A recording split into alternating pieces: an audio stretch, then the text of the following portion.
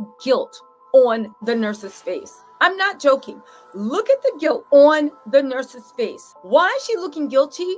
As each day progresses, the circumstances leading to the death of Shanquella Robinson have infuriated fans and families to no end. One of these circumstances lies in a doctor's failure to keep Shanquella alive even when she was able to. What role did the doctor play? What was the consequence of her action? Keep watching to find out. It's been over a month since Shanquella left the world, and her family members have vowed to bring their daughter's murderers to face the wrath of the law. But it looks like the Cabo Six are not the only guilty ones. The information from the police report shows that at 2:13 p.m. on Oct. 29, medical help was summoned to Villa Linda 32, a property run by Company Cabo Villas located in San Jose del Cabo. Around an hour later, Dr. Carolina Beatriz Ornelas Gutierrez of the American Medical Center, a local hospital, arrived to treat Robinson, according to report excerpts. House calls to vacation rentals for routine non-emergency medical services are common in tourist hubs in Mexico. Additionally, the Observer confirmed with American Medical Center on Monday that Gutierrez is employed there. The hospital did not respond to requests for the medical and autopsy reports. It is unclear in the police report excerpt who called for medical help, but the reporting person is listed as Winter Donovan of Greensboro. Donovan is one of 6 people identified by family, friends, and media sources as a person Robinson was traveling with. Donovan could not be reached to comment, and her phone number listed on the police report excerpt had been disconnected. According to a Charlotte Observer staff translation of the document, Dr. Gutierrez says she was told Robinson had drunk a lot of alcohol and the medical call was for Robinson to be given an IV. The police record indicates Gutierrez found a female, understood in the report to be Shanquella, with stable vital signs but dehydrated, unable to communicate verbally, and appearing to be inebriated. The doctor reported that she believed Robinson needed to be transferred to a hospital, but her friends insisted that she be treated in the villa. Dr. Gutierrez attempted an IV but was unsuccessful, according to the report excerpt. It's unclear what medication was in the IV, which begs the question, did Dr. Gutierrez know what was really wrong with Shanquella, or she took her friend's lies hook, line, and sinker? The information from police says the doctor was there for close to an hour when Shanquella began having a seizure. The convulsions from the seizure lasted less than a minute, according to the report. At this point, the patient's friend, named Winter Donovan, called 911 to request an ambulance, according to the Observer's Spanish to English translation of the report.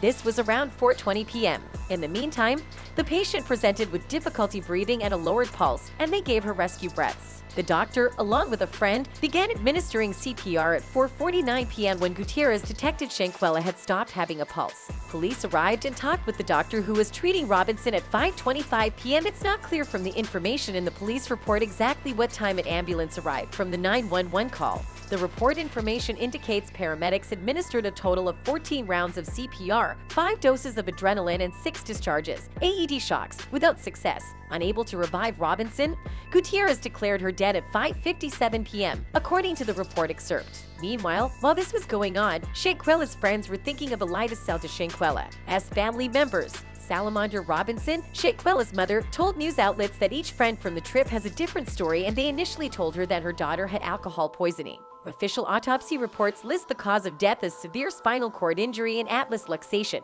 Clearly, the mystery surrounding the death of Shanquella Robinson has deepened after investigators discovered she was alive for 3 hours after help was called. In fact, Robinson's death certificate originally stated that she died within 15 minutes of sustaining a severe spinal cord injury. However, a police report obtained by the Charlotte Observer confirmed that Dr. Carolina Beatriz Ornelas Gutierrez of the American Medical Center treated Robinson for nearly 3 hours before she died while vacationing in San Jose del Cabo. But why Dr. Carolina's involvement is suspicious is that she treated Shanquella for 3 hours and never stood her ground to take her to the hospital, despite the fact that Shanquella was taking her last breaths. A fan wrote, "The doctor who treated Shanquella in the hours before her passing is Dr. Carolina Beatriz Ornelas Gutierrez. IMO Dr. Gutierrez is just as complicit in letting Shanquella slowly and painfully die from her injuries by not seeking immediate care at a proper facility." Another fan added, "At S. Saladam exit for Shanquella, Dr. Carolina Beatriz Ornelas Gutierrez is the doctor who failed Shanquella Robinson. How do you work on a patient for 3 hours and not take them to the hospital?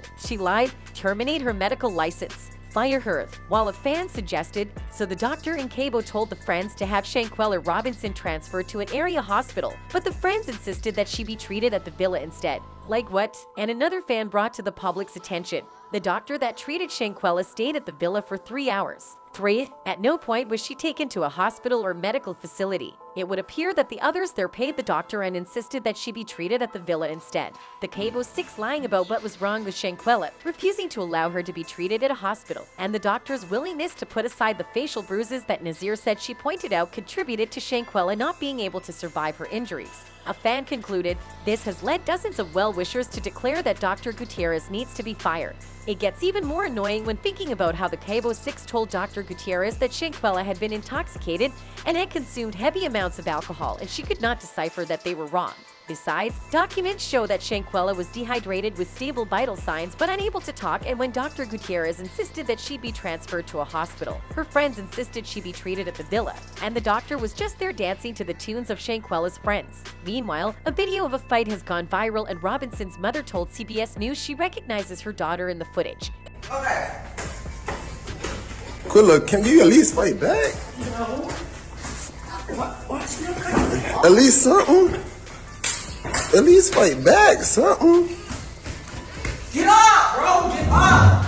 I'm tired of shit. The footage shows a naked woman, barely verbal, being hit and punched in the face multiple times by another woman until she falls to the ground. A person not seen in the video is heard saying, "Quella, can you at least fight back?" The FBI says they have seen the video. Robinson's sister Quilla Long said in a statement published to GoFundMe, the family will continue to investigate what happened and they are raising funds for legal fees. The United States State Department released a statement claiming no clear evidence of foul play, yet there is a video circulating of a woman violently attacking Shanquella. Long said, "This statement is unacceptable and we are beyond devastated. We continue to fight for the truth."